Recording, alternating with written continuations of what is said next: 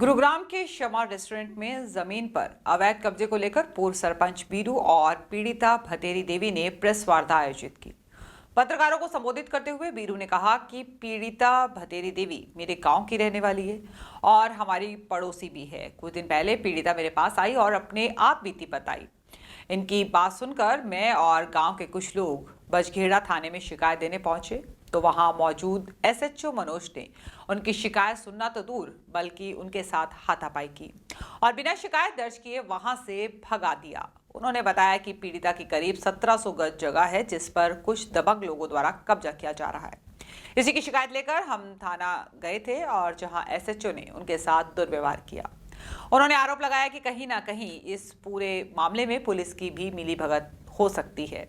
उन्होंने कहा कि पीड़िता की मदद करने पर पुलिस ने उल्टा मुझ पर ही मुकदमा दर्ज कर लिया है और साथ ही उन्होंने ये भी बताया कि पीड़िता को इंसाफ दिलाने के लिए अब हम चुप नहीं बैठेंगे और 25 तारीख को पुलिस कमिश्नर के दफ्तर का घेराव करेंगे जिसमें शहर के तमाम सामाजिक संगठन पहुंचेंगे।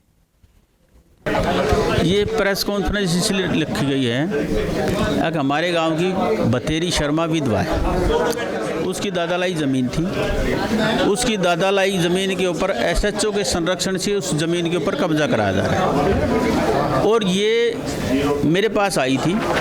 इसने आके मेरे को अपने डॉक्यूमेंट्स दिखाए थे कि ये मेरे डॉक्यूमेंट्स हैं और मैंने अपनी ज़मीन के ऊपर 4 दीवारी बनाई है। ये लगभग 8 तारीख की बात है, नहीं ये 11 तारीख की बात है। तो 11 तारीख ने मैं इसके साथ गया।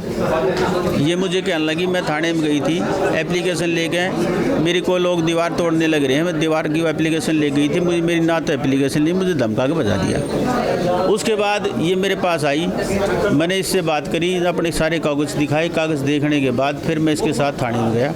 थाने में जाके मैंने सारे कागज़ जाके ने एसएचओ साहब को कही, मैं जी ऐसे ऐसे बात है, इसकी दादालाई ज़मीन है, इसने कोई सेल नहीं कर रखी किसी किस्म की, ये पूरे इसके कागज़ लेकर आइए। जब पूरे डॉक्यूमेंट्स मैंने उसको दिखा दिए तो फिर इस पता नहीं एसएचओ साहब उनके साथ मिले हुए थे क्या था, उसका एकदम पूरा झुंझुनाट सा आया और आंख निकाल के कहने लगे, तुम मेरे से आंख मिला के बात करता है, तेरी सरपंची मैं अभी निकालता हूँ। खड़ा हो गए, मेरे बाल नोच लिए।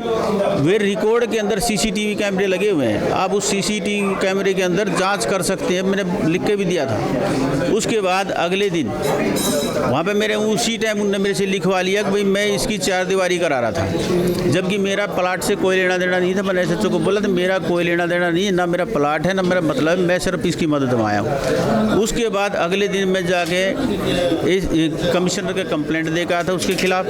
जब कंप्लेंट दे के आया, कंप्लेंट जाने के बाद एसीपी साहब ने फ़ोन करके बोला कि तेरे पास ये क्या नाम एसएचओ कोई बात हुई थी कल तेरी, ये क्या नाम है सरपंच तेरी कंप्लेंट लेकर आया है। उसके बाद अगले दिन सुबह 13 तारीख को मेरे खिलाफ मुकदमा दर्ज कर दिया था इनने, जबकि 4 दीवारी बना रखी थी भतेरी ने। भतेरी बाजार में गई हुई थी, भतेरी ने हमारे पास फ़ोन किया कि मेरी कोई दीवार तोड़ने लग रहा है, आप एक बार जाकर रुकवा दो, बोल दो उनको। वहाँ जाकर उनको बोला कि ये दीवार मत तोड़ो, जिसकी वीडियो हमने बना भी रखी है कि मौके के ऊपर।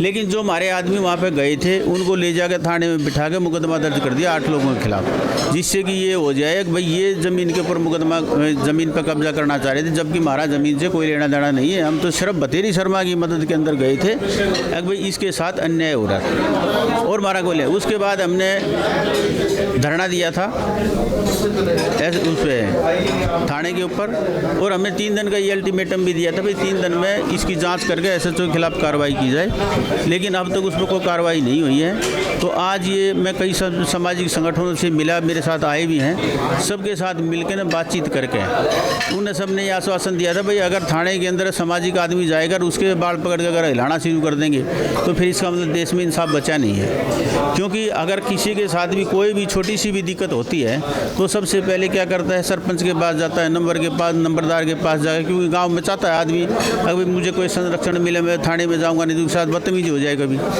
लेकिन लोगों का ये था कि जब थाने में जाने वाला सरपंच के साथ ही बदतमीजी होनी शुरू होगी तो फिर ये गलत काम है, इसके खिलाफ धरना देंगे और एसएचओ के खिलाफ कार्रवाई 100% कराएंगे।